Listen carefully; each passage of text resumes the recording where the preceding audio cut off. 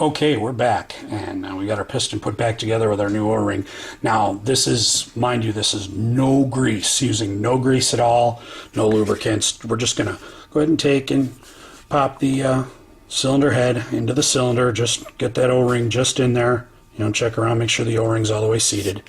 We're going to take our piston, put it in there, and you're going to be kind of surprised at the play you get. Now, with these new plumber piston, there's not as much play as there used to be, but still in all, there's definitely going to be some play. That's okay. It's like the cylinder on your car. It's same concept. And as you move it up and back, there'll be a little play, no big deal. The big key here, to make sure that you're on the right track and things are getting put back together, and you're going to produce some decent FPS out of your gun, or any FPS at all, and that there's no damage to anything. Put your finger over the hole, over the nozzle hole, and bring your cylinder all the way back and start to push forward. You may be able to get it a little bit, but then you should start feeling some serious resistance. If you don't, then there's a problem. And of course, give it enough, maybe let your finger off, let a little out, you're going to get some serious resistance. It should pop just like it did. Or, better yet, put it together, put it all in, cover the hole, start to get it, you get the pressure, let your finger off, and you should get some pretty good air movement through there, which we have. That's really good.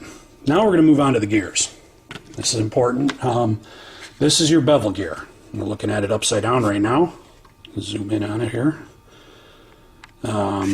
These are the teeth that your motor will be using. Oh, I'm sorry. I take that back. These are not the teeth the motor will be on. These are the teeth that will connect to the spur gear. And then there's the bevel section. This is where your anti-reversal latch sits and stops the gearbox from turning backwards. And these here are the teeth that will attach to your motor. A lot of times if a motor is not set properly, you'll get a lot of wear and tear on these gears.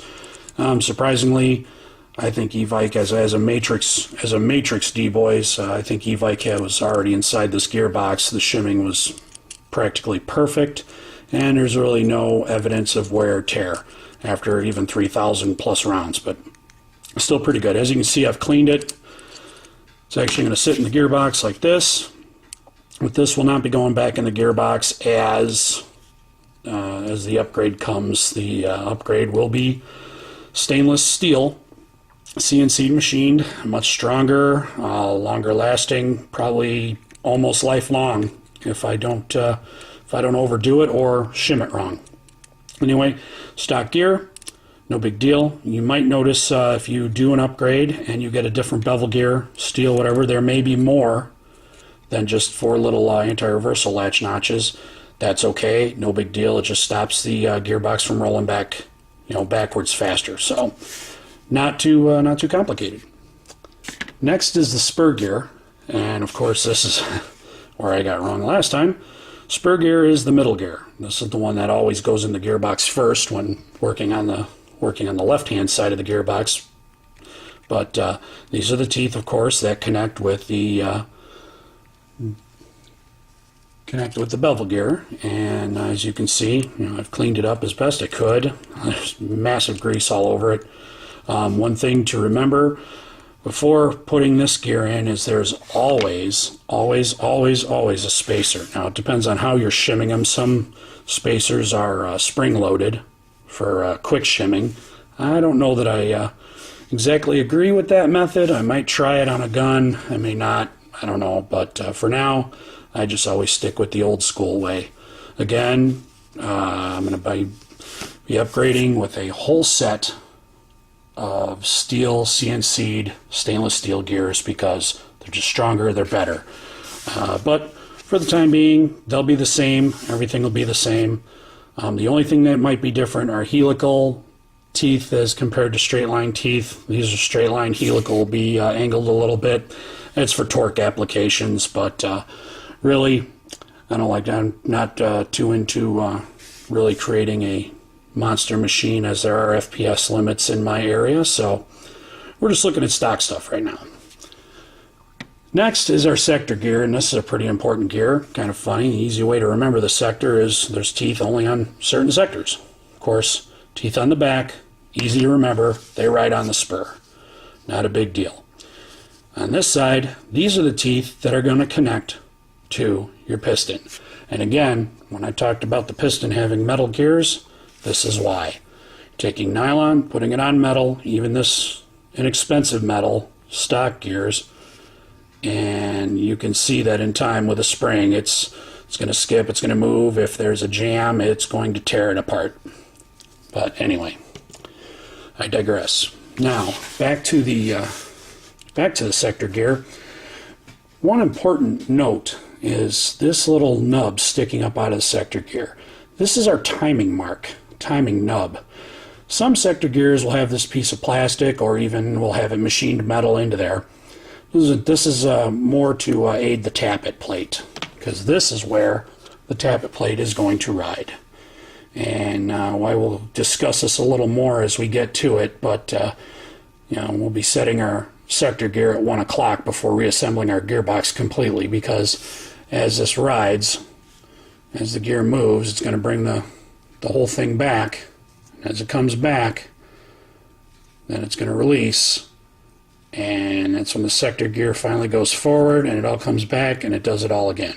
So nothing too important there, but just remember this. This is the important part right here. This is one of the whole main reasons for the sector gear and how your gun's going to work. If these teeth are damaged or the piston's damaged, they're not going to meet up well. There's going to be problems, and if you orient this wrong in the gearbox when you build it, you go to fire the gun, it's going to be feeding a BB as your spring's coming forward. The BB won't be fed. You'll have all kinds of problems. It's a timing issue. Nothing major, but we'll get to it.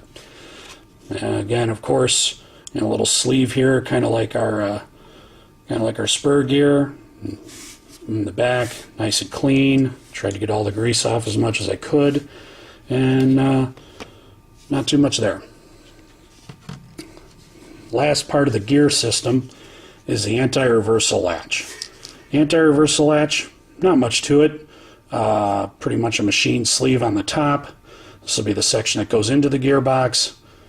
It sits, and it also has a pretty a little spring that is often a little bit of a pain sometimes when you're trying to rebuild your gearbox, but otherwise not a big deal. You loop the top over, put it on the bottom, and there you have it the way it is. One trick I've learned is I'll sometimes put a little dab of grease there. If that won't hold it, sometimes I'll clean it all up really good and put a small dab of cyanacrylate or super glue, as better known, and this little super glue right there, and it'll hold it in place and it'll keep it out of your hair, because once you put it in the gearbox, it's going to be sprung. You're going to move it out of the way, and it's just one of those things that has to line up when the gearbox goes back together, and another cause of frustration, pain, and heartache. But a little time and patience, you'll get through it. It's not a big deal.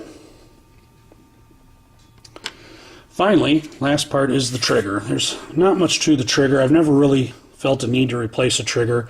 Stock triggers work well for me. Two pieces, the upper and the lower. The upper slides in to place, and will the upper slides into place in the proper orientation. Anyway, proper orientation is for the sawtooth to point forward, and the plastic engagement section will ride on this. And of course, as you pull the trigger, there'll be a rotation, and it'll push it forward and engage.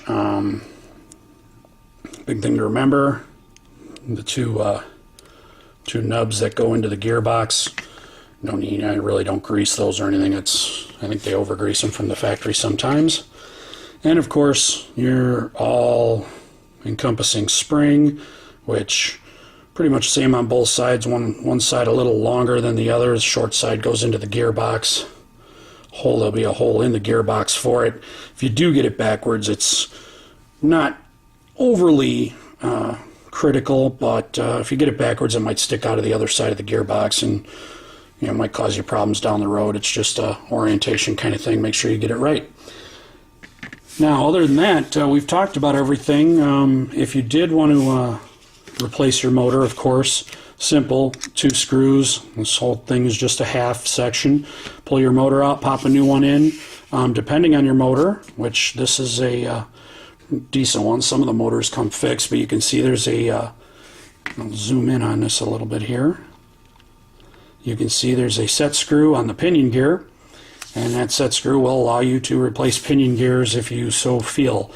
There's many different pinion gears. There's different number of teeth for different purposes, for torque applications, things like that. But really, in the end, it kind of comes down to you, the user. Do a little research, decide what you want to do. And other than that, though, you really can't go wrong. So, so far, I hope you've enjoyed the section on parts. And as soon as we get the rest of the things cleaned up and get the area cleaned up, we'll start trying to put this gearbox back together. Hope you've enjoyed. Thanks.